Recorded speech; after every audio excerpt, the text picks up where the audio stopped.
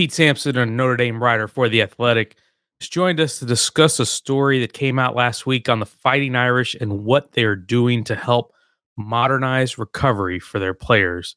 This is a story of innovation and change, sponsored by Invesco QQQ, the official ETF of the NCAA. Pete, thanks for joining Max and Sam. Let's get right into it. You wrote the story about Marcus Freeman and the sports performance staff at Notre Dame and what they're doing to combat fatigue and the difficult schedule that the Fighting Irish have gone through with 8 games in 8 straight weeks, 4 consecutive night games. What did you find about what is different about what the Fighting Irish are doing to kind of help their players get through the long slog of this season?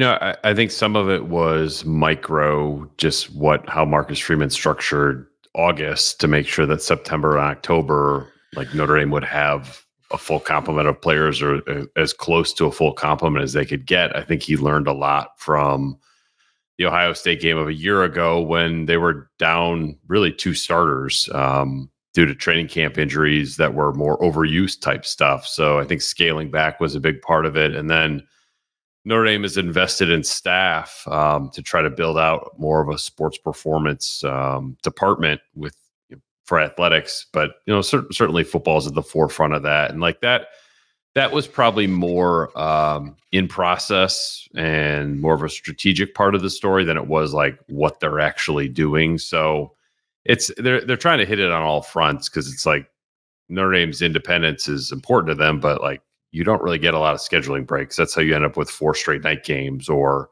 you choose to play in Ireland and then play at home the very next week. You end the season in California every year. So it's Notre Dame has to be a little bit more proactive than some other schools. And I think, Freeman started thinking about that in June, July, and implemented it in August. And then Notre Dame sort of more globally from the athletic department point of view has been thinking about this for a couple of years, and how do they maximize time at Notre Dame? Because that's I know Notre Dame likes to sort of stick its chest out a little bit about the academic demands, but like those are real. There's not like an online class that you can work around if you're a football player. So time is a really precious resource up at Notre Dame, and I think they're trying to figure out ways to maximize it.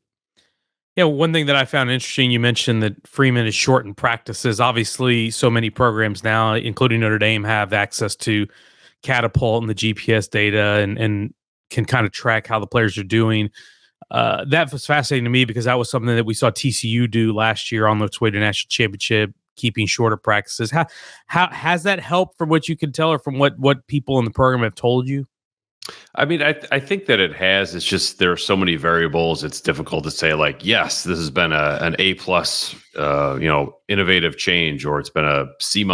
But they've had some hamstring issues at wide receiver. Is that down to the practice schedule? I don't think so. They've been fairly healthy otherwise. But I think the players appreciate it because, I mean, they were pacing Audric Estime, their number 1 running back, in August. They were started trying to keep his reps down in training camp. So I think it's the amount of practice that they have is significant, but I think also like who's getting the reps and how many has been part of that too. So it's they're trying to hit like the quantity and quality of reps issue really on multiple fronts.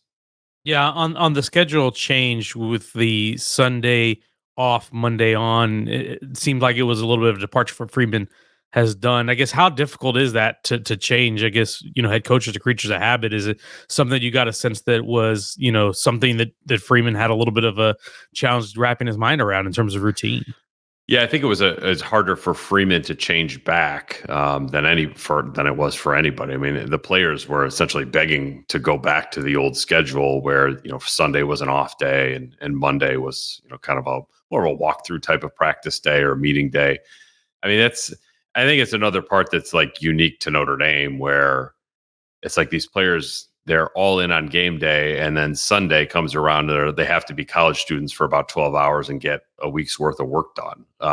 So I think that to have sort of the mental space to do that for the players was significant. I mean, Freeman's point is, if you're a coach, you want to move on to the next game as quickly as humanly possible. And when you're still talking through that with the players on Monday, it it creates the sensation of loss of time. But I think physically, I mean, some players even talked about like emotionally, they needed the break on Sunday after playing a game before jumping into the next week on Monday. So I think it was the players were unanimous essentially in saying, please give us Sunday off. Let's go back to Monday. But I think Freeman, his experience at Ohio State, at Cincinnati, or maybe the demands are a little bit different on the players.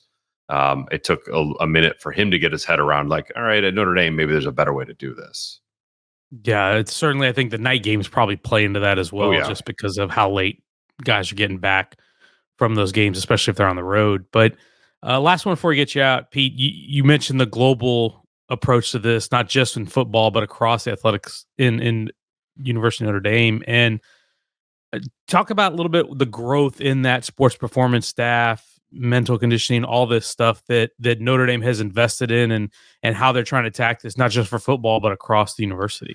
Yeah, they've tried it before. In 2016, they hired somebody named Duncan French to sort of like lead the department, but he was almost sort of operating on his own, and that it just was not sustainable. He left after a year. They've had mental performance coaches in the football program before, but they just never really have had the infrastructure to support that person across the athletic department, and that was sort of what I found most in the story is. Okay, why did they have a gap in sort of performance specialists atop the department? It's because they knew they had to build the foundation of that department before they could hire ahead of it. And so that's where they're going with that. Some of his catapult GPS, which everybody does, sleep quality and tracking is a big part of where they want to push this forward too. So I think they want to recreate this across all sports. So the sports performance, John Weigel is the guy's name, essentially will have like a story based on data and analytics of each athlete in each sport at each point of the year, where they can sort of give you a little bit more of a bespoke, customized. Okay, this is the kind of training this athlete needs. This is the kind of rest and recovery this athlete needs, opposed to having it being a one sport fits all type of model, which is, I think, fairly common elsewhere. Good stuff, Pete. Thanks so much for joining us again. Can Notre Dame football crack the sports science code inside the chase for best practices? Great story by Pete on The Athletic. And this was a story of innovation and change brought to you by Invesco QQQ.